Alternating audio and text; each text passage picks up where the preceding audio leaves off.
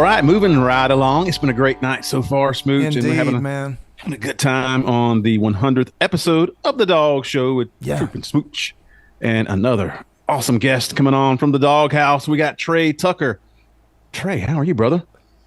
Doing pretty well. Really appreciate you guys having me on. The 100th episode coming on. It's a great night here in Charlotte, North Carolina, and ready to talk some ball. Oh, come on. Talk about the Dogs, man. Yeah, them dogs. Hey, it's baseball season. Dogs are still playing, and so it's fun to get excited about baseball for once because we're huge baseball fans, and now the Dogs are playing late in the postseason. We love it. Yeah. Charlie Condit enthusiast. Let's go. Hitting bombs. It was great beating the Nerds the other night.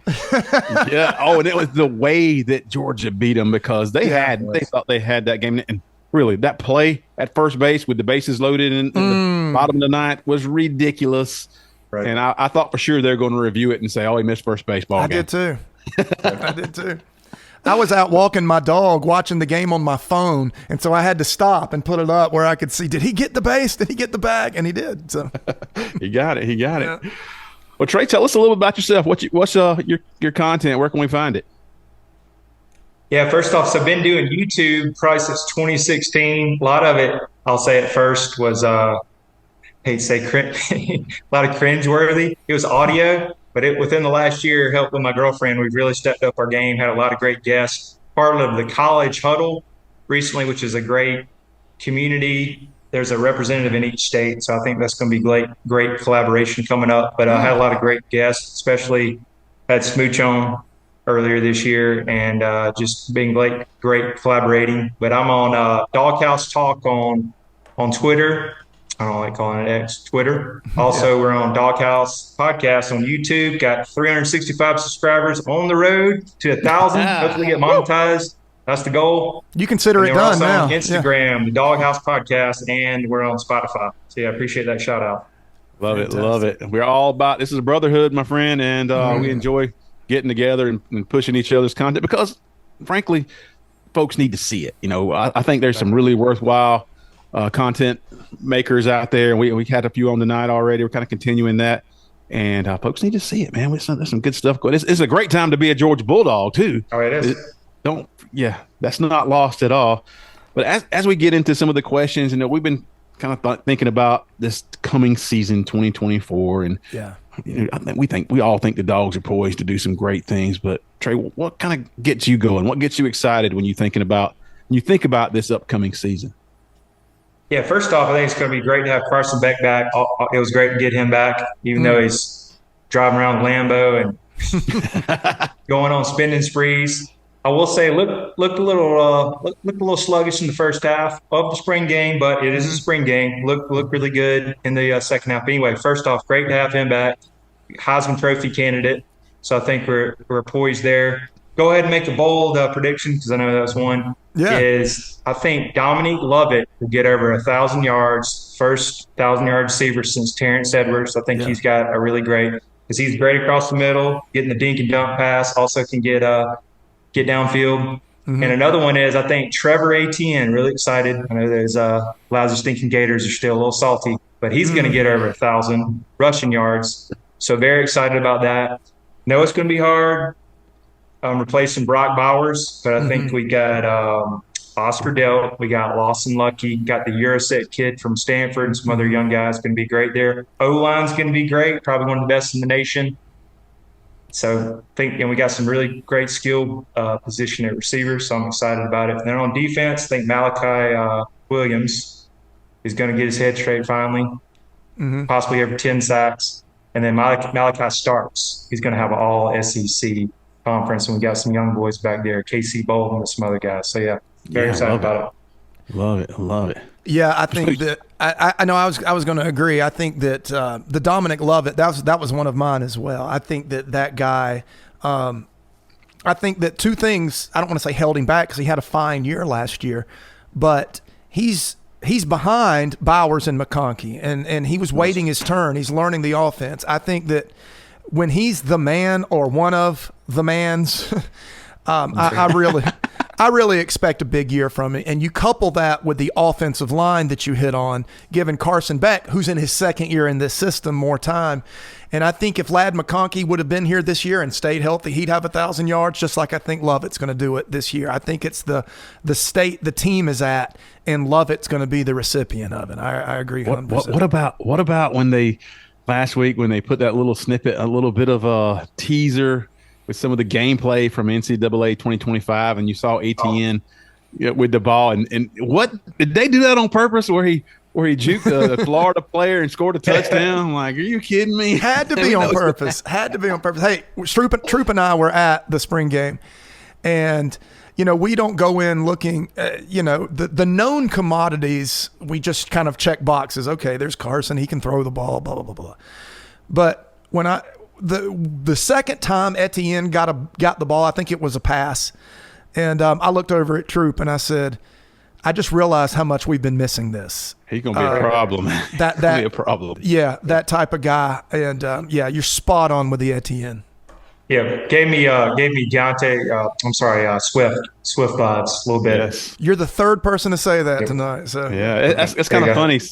Some of these same questions we're talking about, the conversation you're seeing a trend, a pattern, Smooch, as it were. Yeah. And I think Georgia fans are realizing that second year of Carson Beck, especially with the line of scrimmage and the weapons that he has from the running back position, and Etienne, obviously a weapon, and then you got those bruisers in there too, Robertson, and Georgia has weapons all over the place. Not to mention those kids coming in. You saw that picture of Phillips, Frazier, and Chauncey. Yeah, Bowens the other day. Those are the new kids. Second season, I think a lot of Georgia fans are starting to see, because we saw what Stetson Bennett did in this second season. And Smooch mentioned earlier, Trey, that there were a lot of Georgia fans. Maybe we even had some questions after Stetson won his first national championship. He had a great second half, great fourth quarter. But we were a lot of people were like, well, okay, Stetson, we appreciate that. Awesome. Now it's somebody else's turn. And he came back, and a lot of people weren't quite so sure if that was the right decision for the Georgia program. But that second season just means so much to get all those reps in practice, to get all that, just have command of the offense. So I think you got a chance to see Carson Beck have a special season for the Dogs. Definitely. In second year in the offense, he knows he's going to be the man again this year, coming back. Mike Bobo, I think he even in the past, Hudson Mason when he played, Aaron Murray when they stayed even longer in each year, learned the playbook. Also, I'll go back to Dominique Lovett's second year. Ra Thomas will be the second year in the program learning it. I think that's going to be really key. Offensive lineman. And then it's always good to have a second year under the belt. And then Carson's waited his turn. We got to give him that. He's been through 100% sitting with Monken and then Bobo. So I think he's just, as long as he stays healthy, he's going to have a great year. So I got to pose another question for you here. This is a curveball. So hope you're ready. Okay. Graham Mertz, Shedeur Sanders. Go. Who you taking? I'm going to go Shedeur Sanders. God bless him with that O-line if he makes it through there. I like him because he's more mobile, can run around a little bit, more athletic. So that's who I go with. Okay. We were giving an opportunity to say something that we could, we got our friends who are Shedeur, Colorado Coach Prime believers. Right. And he's a good player. He really is. We just want opportunity to call in some receipts down the road with some of these fan bases, and so we gave you the opportunity.